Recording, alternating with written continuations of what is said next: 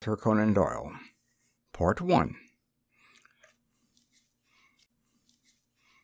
Well, Mrs. Warren, I cannot see that you have any particular cause for uneasiness, nor do I understand why I, whose time is of some value, should interfere in the matter. I really have other things to engage me. So spoke Sherlock Holmes, and turned back to the great scrapbook in which he was arranging and indexing some of his recent material. But the landlady had the pertinacity and also the cunning of her sex. She held her ground firmly. "You arranged an affair for a lodger of mine last year," she said, "Mr. Fairdale Hobbs." "Ah, yes, a simple matter." "But he would never cease talking of it. Your kindness, sir, and the way in which you brought light into the darkness.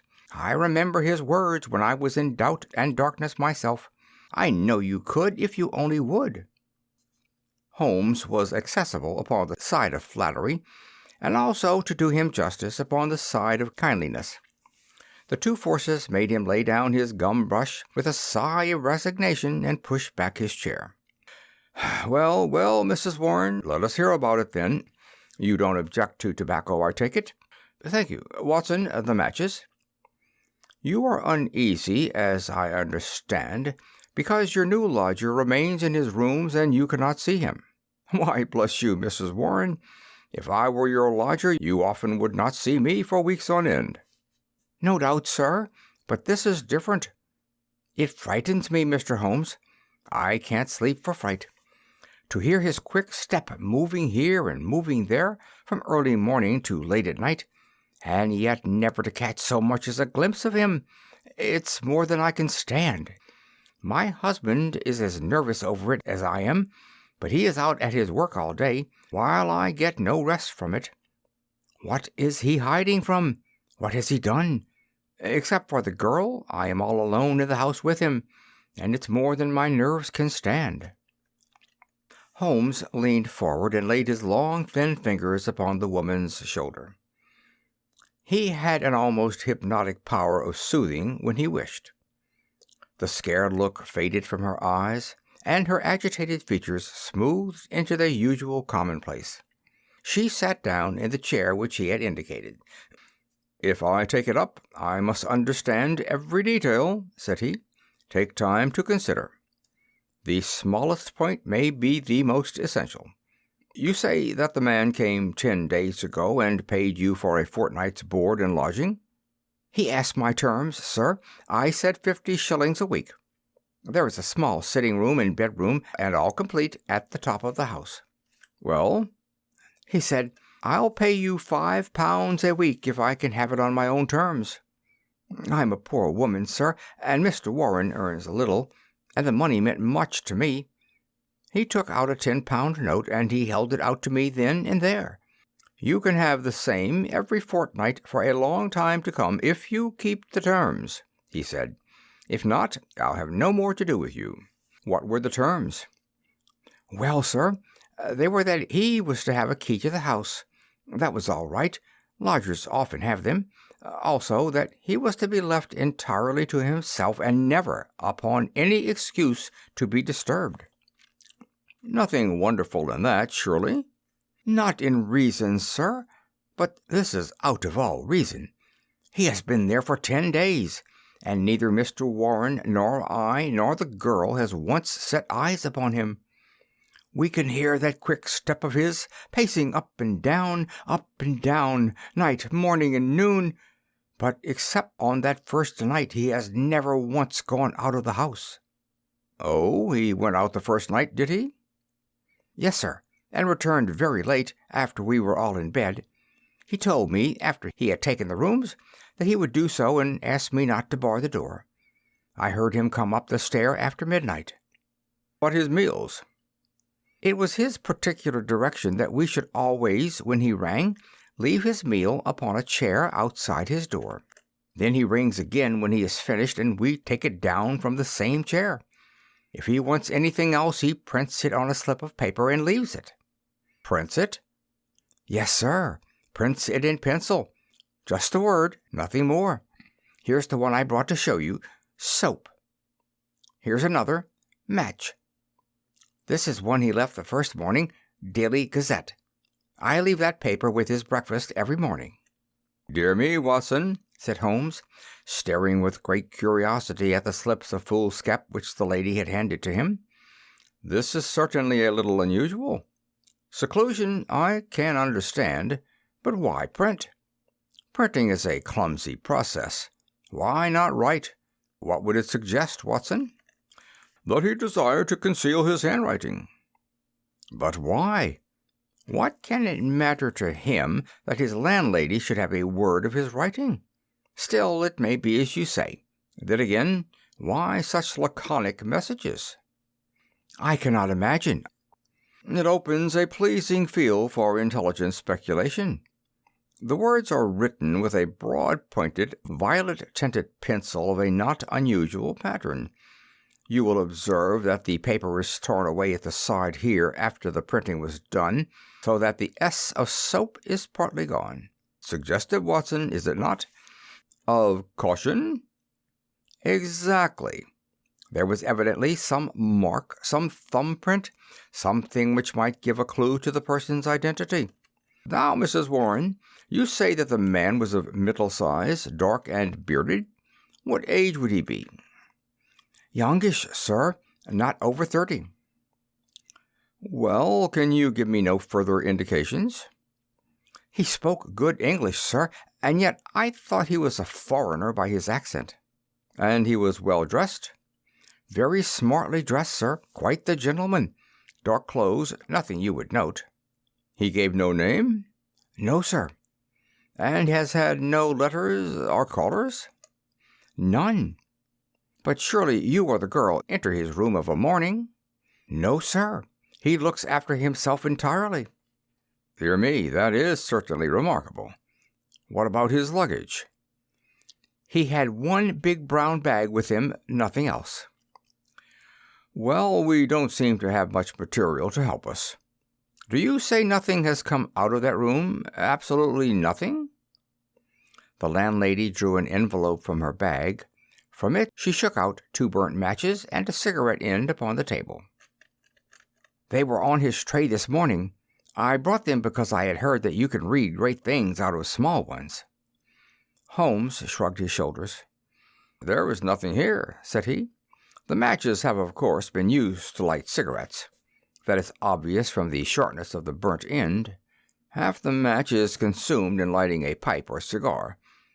But, dear me, this cigarette stub is certainly remarkable. The gentleman was bearded and mustached, you say?" "Yes, sir." "I don't understand that. I should say that only a clean-shaven man would have smoked this. Why, Watson, even your modest mustache would have been singed." "A holder?" I suggested. "No, no, the end is matted. I suppose there could not be 2 people in your rooms, Mrs. Warren?" "No, sir. He eats so little that I often wonder it can keep life in one." "Well, I think we must wait for a little more material. After all, you have nothing to complain of. You have received your rent, and he is not a troublesome lodger, though he is certainly an unusual one. He pays you well, and if he chooses to lie concealed, it is no direct business of yours. We have no excuse for an intrusion upon his privacy until we have some reason to think that there is a guilty reason for it. I have taken up the matter, and I won't lose sight of it. Report to me if anything fresh occurs, and rely upon my assistance if it should be needed." "There are certainly some points of interest in this case, Watson," he remarked when the landlady had left us. "It may, of course, be trivial, individual eccentricity, or it may be very much deeper than appears on the surface. The first thing that strikes me is the obvious possibility that the person now in the rooms may be entirely different from the one who engaged them." "Why should you think so?"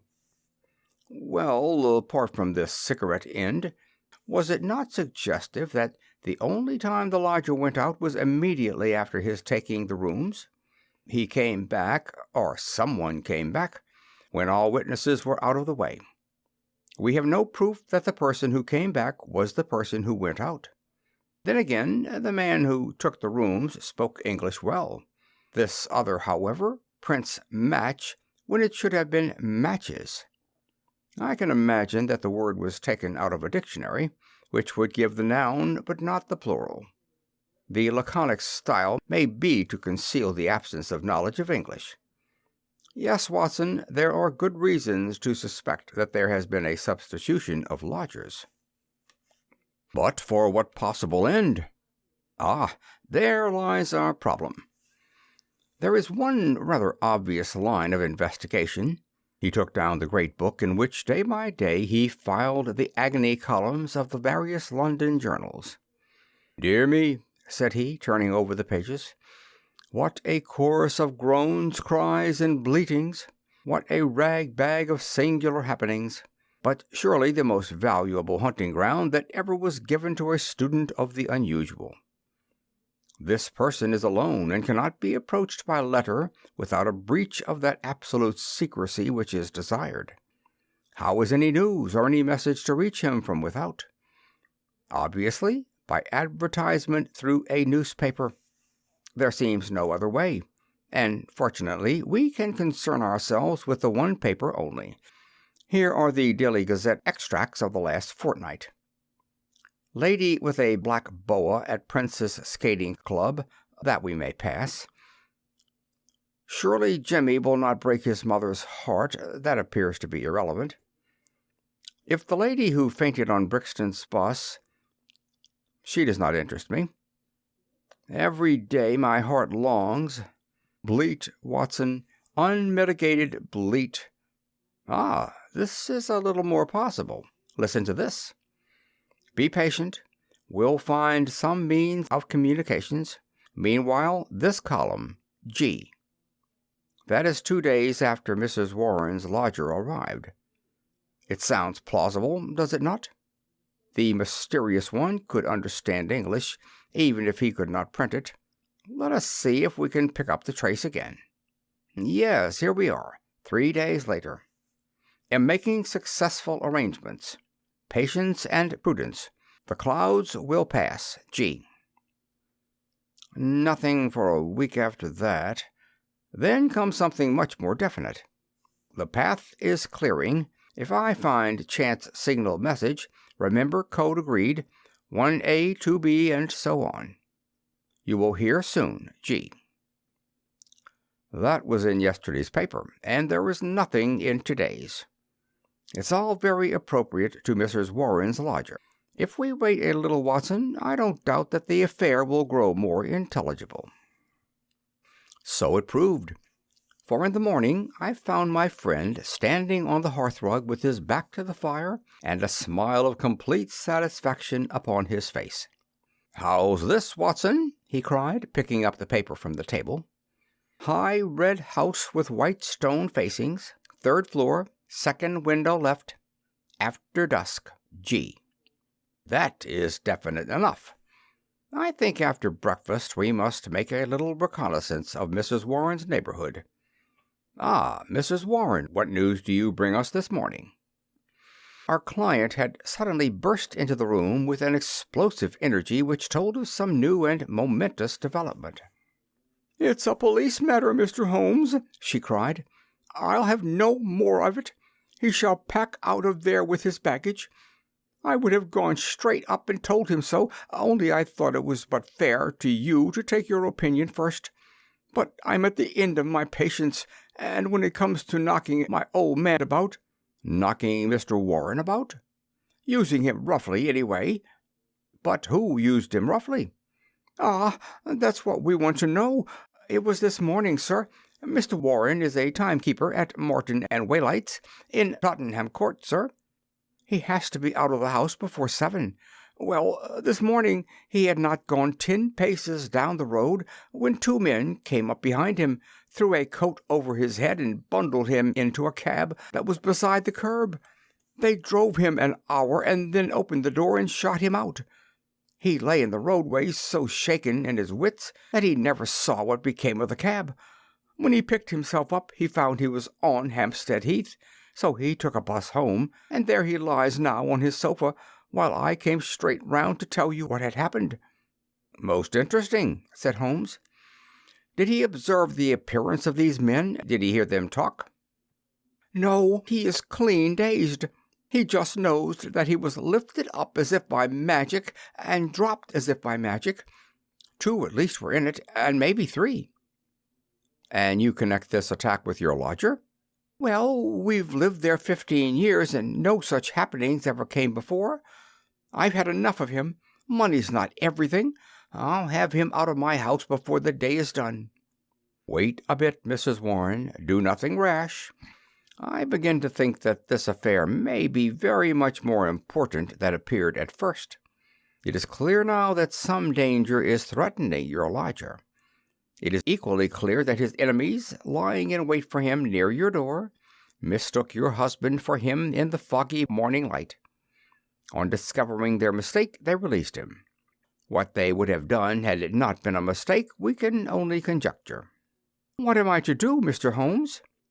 I have a great fancy to see this lodger of yours, Mrs. Warren.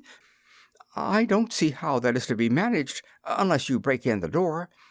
I always hear him unlock it as I go down the stair after I leave the tray.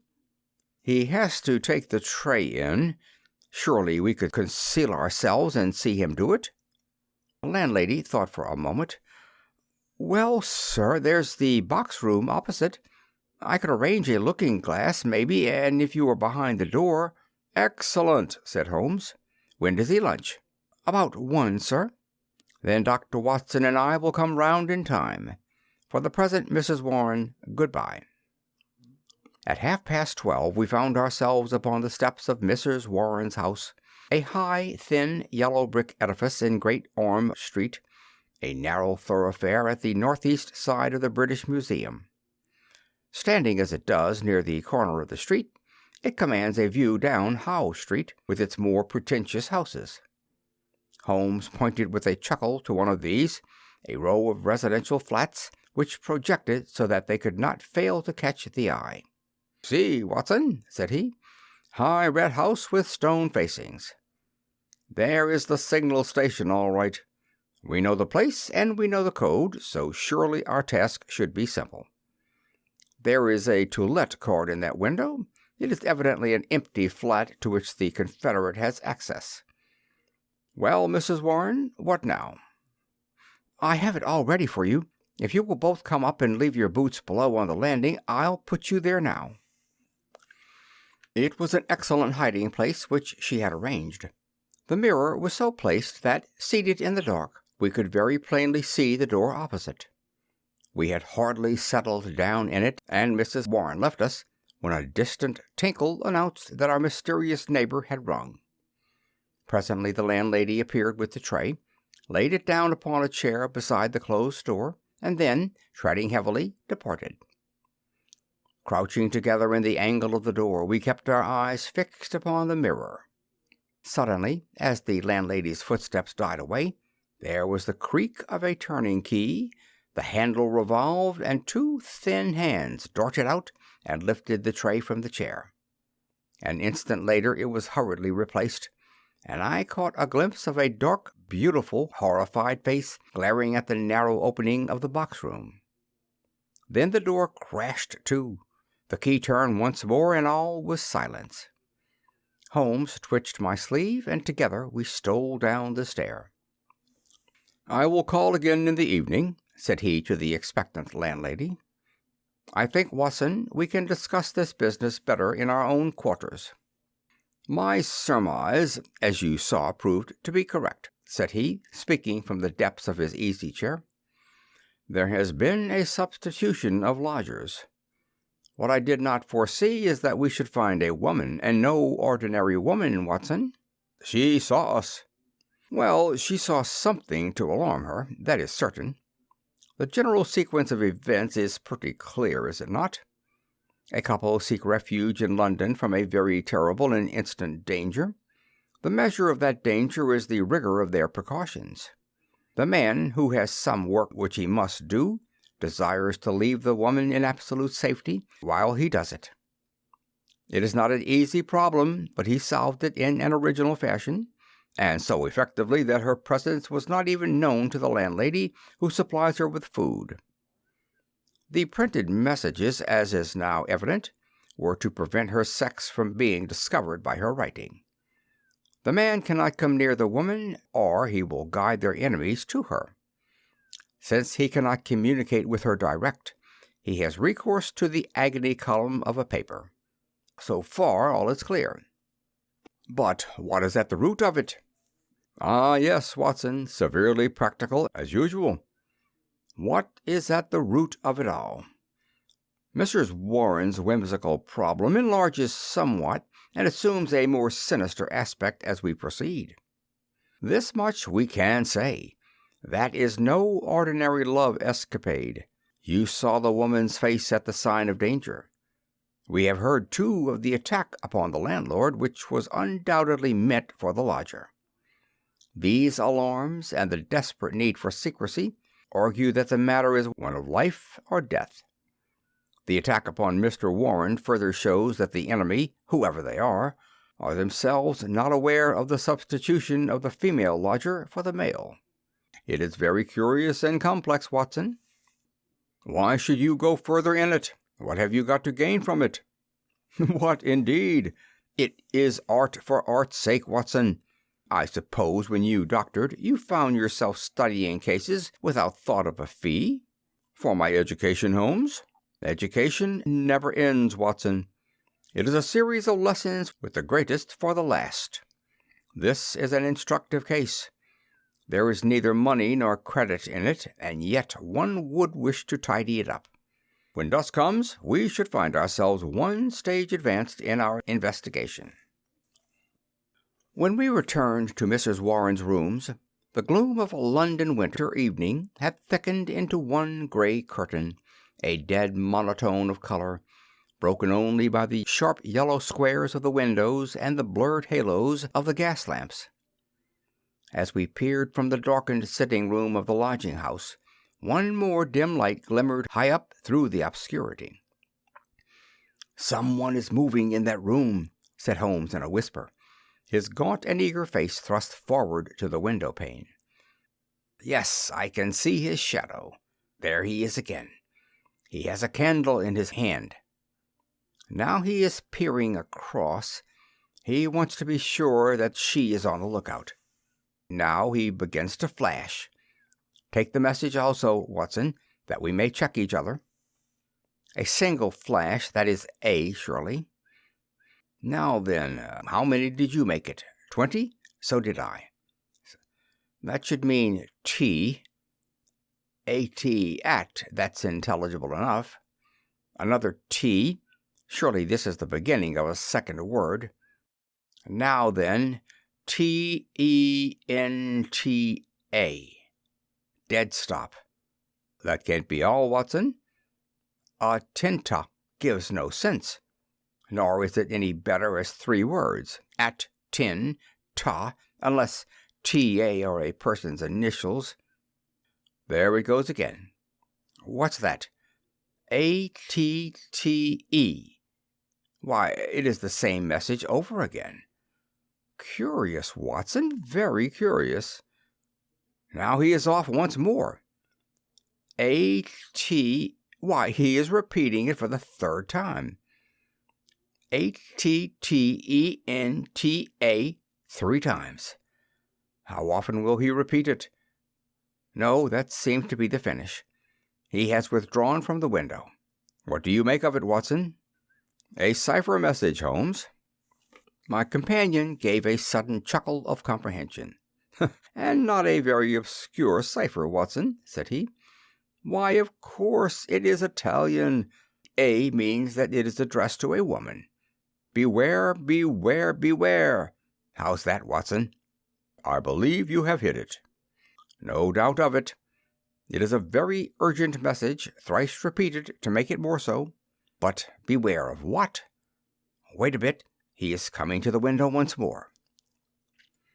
Again we saw the dim silhouette of a crouching man and the whisk of the small flame across the window as the signals were renewed. They came more rapidly than before, so rapid that it was hard to follow them. Pericolo. Pericolo. Hey, what's that, Watson? Danger, isn't it? Yes, by Jove, it's a danger signal. There he goes again. P-E-R-I. Hello? What on earth? The light had suddenly gone out. The glimmering square of window had disappeared, and the third floor formed a dark band round the lofty building with its tiers of shining casements. The last warning cry had been suddenly cut short. How, and by whom? The same thought occurred on the instant to both of us. Holmes sprang up from where he crouched by the window. "This is serious, Watson," he cried. "There is some devilry going forward. Why should such a message stop in such a way? I should put Scotland Yard in touch with this business, and yet it is too pressing for us to leave. Shall I go for the police? We must define the situation a little more clearly. It may bear some more innocent interpretation. Come, Watson, let us go across ourselves and see what we can make of it." End of Part 1.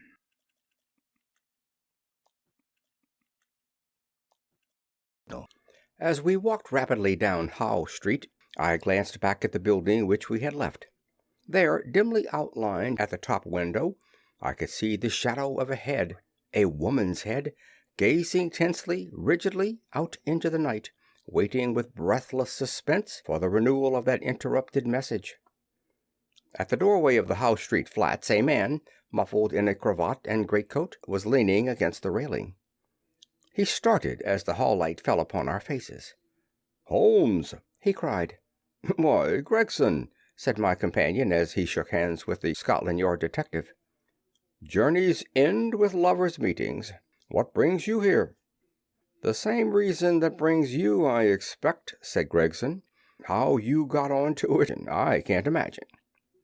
Different threads, but leading up to the same tangle.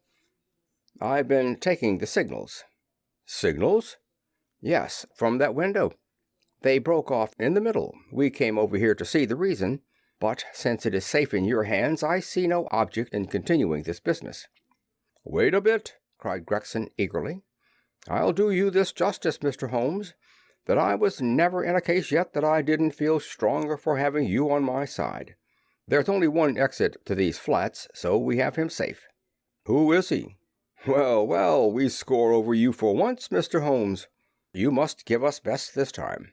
He struck his stick sharply upon the ground, on which a cabman, his whip in hand, sauntered over from a four-wheeler which stood on the far side of the street. "May I introduce you to Mr. Sherlock Holmes?" he said to the cabman. "This is Mr. Leverton of Pinkerton's American Agency."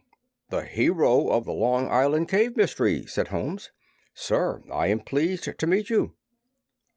The American, a quiet, businesslike young man with a clean-shaven, hatchet face, flushed up at the words of commendation. "I am on the trail of my life now, Mr. Holmes," said he. "If I can get Giorgiano—" "What? Giorgiano of the Red Circle? Oh, he has a European fame, has he? Well, we've learned all about him in America. We know he is at the bottom of 50 murders, and yet we have nothing positive we can take him on. I tracked him over from New York, and I've been close to him for a week in London, waiting some excuse to get my hands on his collar. Mr. Gregson and I ran him to ground in that big tenement house, and there's only one door, so he can't slip us. There's 3 folk come out since he went in, but I'll swear he wasn't one of them."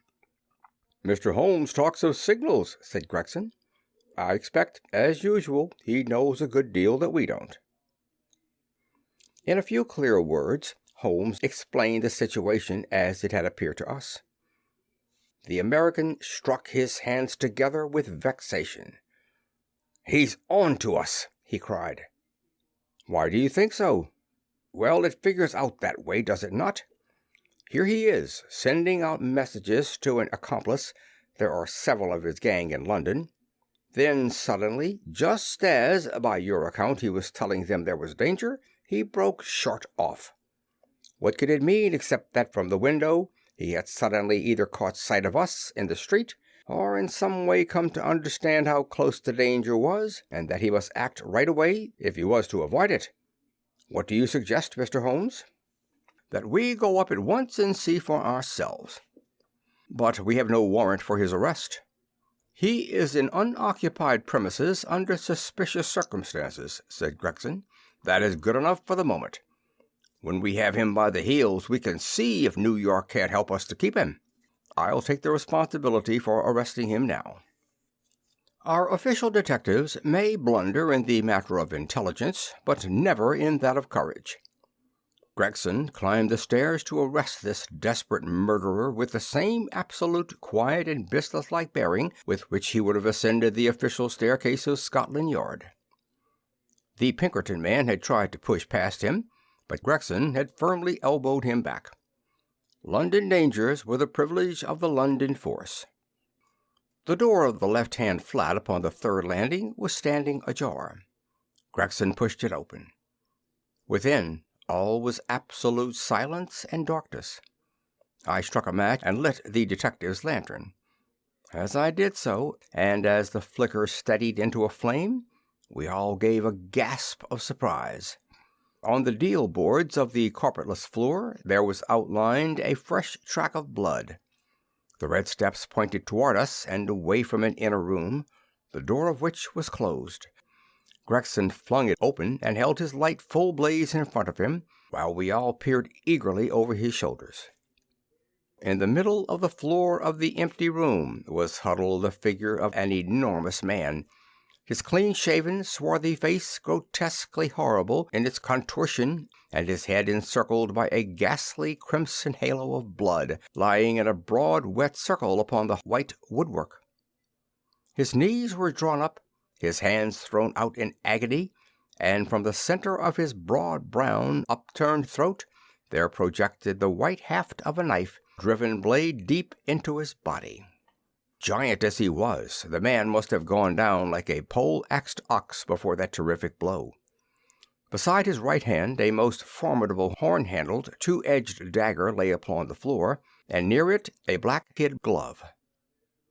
"By George, it's Black Georgiano himself!" cried the American detective. "Someone has got ahead of us this time." "Here is the candle in the window, Mr. Holmes," said Gregson. "Why, whatever are you doing?" Holmes had stepped across, had lit the candle, and was passing it backward and forward across the window panes. Then he peered into the darkness, blew the candle out, and threw it on the floor. "I rather think that will be helpful," said he. He came over and stood in deep thought while the two professionals were examining the body. "You say that 3 people came out of the flat while you were waiting downstairs?" said he at last. "Did you observe them closely?" "Yes, I did." "Was there a fellow about 30, black-bearded, dark, of middle size?" "Yes, he was the last to pass me." "That is your man, I fancy." "I can give you his description, and we have a very excellent outline of his footmark. That should be enough for you." "Not much, Mr. Holmes, among the millions of London." "Perhaps not. That is why I thought it best to summon this lady to your aid." We all turned round at the words. There, framed in the doorway, was a tall and beautiful woman, the mysterious lodger of Bloomsbury. Slowly she advanced, her face pale and drawn with a frightful apprehension, her eyes fixed and staring, her terrified gaze riveted upon the dark figure on the floor. "You have killed him," she muttered. "Oh, Dio mio, you have killed him." Then I heard a sudden sharp intake of her breath, and she sprang into the air with a cry of joy. Round and round the room she danced, her hands clapping, her dark eyes gleaming with delighted wonder, and 1,000 pretty Italian exclamations pouring from her lips. It was terrible and amazing to see such a woman so convulsed with joy at such a sight. Suddenly she stopped and gazed at us all with a questioning stare. "But you are police, are you not? You have killed Giuseppe Georgiano, is it not so?" "We are police, madam." She looked round into the shadows of the room. "But then where is Gennaro?" she asked. "He is my husband. Gennaro Luca. I am Emilia Luca, and we are both from New York. Where is Gennaro? He called me this moment from this window, and I ran with all my speed." "It was I who called," said Holmes. "You? How could you call?" "Your cipher was not difficult, madam. Your presence here was desirable. I knew that I had only to flash Veni, and you would surely come." The beautiful Italian looked with awe at my companion. "I do not understand how you know these things," she said. "Giuseppe Georgiano, how did he—" She paused, and then suddenly her face lit up with pride and delight. "Now I see it! My Gennaro, my splendid, beautiful Gennaro, who has guarded me safe from all harm. He did it. With his own strong hand he killed the monster. Oh, Gennaro, how wonderful you are! What woman could ever be worthy of such a man?" "Well, Mrs. Luca," said the prosaic Gregson, laying his hand upon the lady's sleeve with as little sentiment as if she were a Notting Hill hooligan, "I am not very clear yet who you are or what you are, but you have said enough to make it very clear that we shall want you at the Yard." "One moment, Gregson," said Holmes. "I rather fancy that this lady may be as anxious to give us information as we can be to get it. You understand, madam, that your husband will be arrested and tried for the death of the man who lies before us. What you say may be used in evidence. But if you think that he has acted from motives which are not criminal, and which he would wish to have known, then you cannot serve him better than by telling us the whole story." "Now that Georgiano is dead, we fear nothing," said the lady. "He was a devil and a monster, and there can be no judge in the world who would punish my husband for having killed him." "In that case," said Holmes, "my suggestion is that we lock this door, leave things as we found them, go with this lady to her room, and form our opinion after we have heard what it is she has to say to us." Half an hour later we were seated, all four, in the small sitting-room of Signora Luca, listening to her remarkable narrative of those sinister events, the ending of which we had chanced to witness. She spoke in rapid and fluent but very unconventional English, which, for the sake of clearness, I will make grammatical. "I was born in Posillipo, near Naples," said she, "and was the daughter of Augusto Borelli, who was the chief lawyer and once the deputy of that port. Gennaro was in my father's employment, and I came to love him as any woman must. He had neither money nor position, nothing but his beauty and strength and energy, so my father forbade the match. We fled together, were married at Bari, and sold my jewels to gain the money which would take us to America. This was 4 years ago, and we have been in New York ever since. Fortune was very good to us at first. Gennaro was able to do a service to an Italian gentleman. He saved him from some ruffians in the place called the Bowery, and so made a powerful friend. His name was Tito Castellati, and he was the senior partner of the great firm of Castellati and Zamba, who were the chief fruit importers of New York. Signor Zamba is an invalid, and our new friend Castellati has all power within the firm, which employs more than 300 men. He took my husband into his employment, made him head of a department, and showed his good will towards him in every way. Signor Castellati was a bachelor, and I believe that he felt as if Gennaro was his son, and both my husband and I loved him as if he were our father. We had taken and furnished a little house in Brooklyn, and our whole future seemed assured when that black cloud appeared which was soon to overspread our sky. One night, when Gennaro returned from his work, he brought a fellow countryman back with him. His name was Georgiano, and he had come also from Posillipo. He was a huge man, as you can testify, for you have looked upon his corpse. Not only was his body that of a giant, but everything about him was grotesque, gigantic, and terrifying. His voice was like thunder in our little house. There was scarce room for the whirl of his great arms as he talked. His thoughts, his emotions, his passions, all were exaggerated and monstrous. He talked, or rather roared, with such energy that others could but sit and listen, cowed with the mighty stream of words. His eyes blazed at you and held you at his mercy. He was a terrible and wonderful man. I thank God that he is dead. He came again and again, yet I was aware that Gennaro was no more happy than I was in his presence. My poor husband would sit pale and listless, listening to the endless raving upon politics and upon social questions which made up our visitor's conversation. Gennaro said nothing, but I, who knew him so well, could read in his face some emotion which I had never seen there before. At first I thought that it was dislike, and then, gradually, I understood that it was more than dislike. It was fear, a deep, secret, shrinking fear. That night, the night that I read his terror, I put my arms round him, and I implored him by his love for me, and by all that he held dear, to hold nothing from me, and to tell me why this huge man overshadowed him so. He told me, and my heart grew cold as ice as I listened. My poor Gennaro, in his wild and fiery days, when all the world seemed against him, and his mind was driven half mad by the injustices of life, had joined a Neapolitan society, the Red Circle, which was allied to the old Carbonari. The oaths and secrets of this brotherhood were frightful, and once within its rule, no escape was possible. When we fled to America, Gennaro thought that he had cast it all off forever.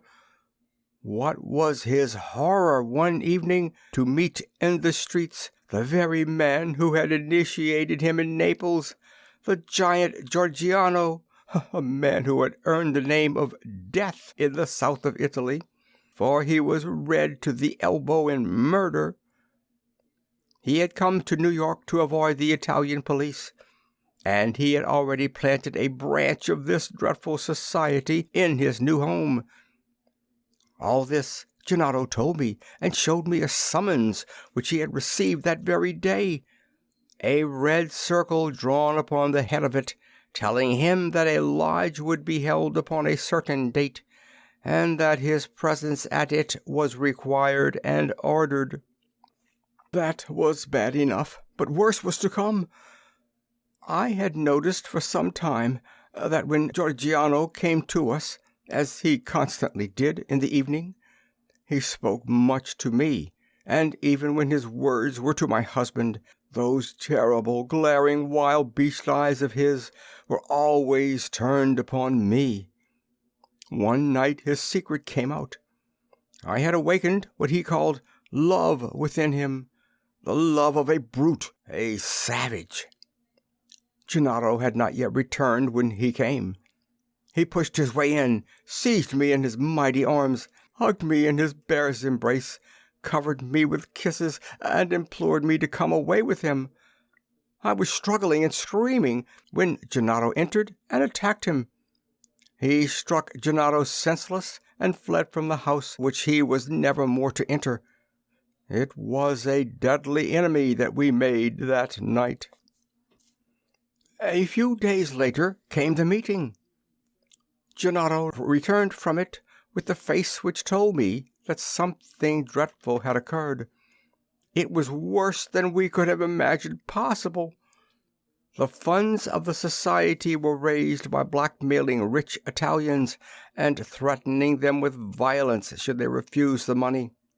It seems that Castellotti, our dear friend and benefactor, had been approached. He had refused to yield to threats, and he had handed the notices to the police. It was resolved now that such an example should be made of them as would prevent any other victim from rebelling. At the meeting it was arranged that he and his house should be blown up with dynamite. There was a drawing of lots as to who should carry out the deed. Gennaro saw our enemy's cruel face smiling at him as he dipped his hand in the bag. No doubt it had been prearranged in some fashion, for it was the fatal disc with the red circle upon it, the mandate for murder which lay upon his palm. He was to kill his best friend, or he was to expose himself and me to the vengeance of his comrades. It was part of their fiendish system to punish those whom they feared or hated by injuring not only their own persons but those whom they loved, and it was the knowledge of this which hung as a terror over my poor Gennaro's head and drove him nearly crazy with apprehension. All that night we sat together, our arms round each other, each strengthening each for the troubles that lay before us. The very next evening had been fixed for the attempt. By midday my husband and I were on our way to London, but not before he had given our benefactor full warning of this danger, and had also left such information for the police as would safeguard his life for the future. The rest, gentlemen, you know for yourselves. We were sure that our enemies would be behind us, like our own shadows. Giorgiano had his private reasons for vengeance, but in any case, we knew how ruthless, cunning, and untiring he would be. Both Italy and America are full of stories of his dreadful powers. If ever they were exerted, it would be now. My darling made use of the few clear days which our start had given us in arranging for a refuge for me in such a fashion that no possible danger could reach me. For his own part, he wished to be free that he might communicate both with the American and with the Italian police. I do not myself know where he lived or how. All that I learned was through the columns of a newspaper. But once, as I looked through my window, I saw 2 Italians watching the house, and I understood that in some way Giorgiano had found our retreat. Finally, Gennaro told me through the paper that he would signal me from a certain window, but when the signals came they were nothing but warnings, which were suddenly interrupted. It is very clear to me now that he knew Giorgiano to be close upon him, and that, thank God, he was ready for him when he came. And now, gentlemen, I would ask you whether we have anything to fear from the law, or whether any judge upon earth would condemn my Gennaro for what he has done."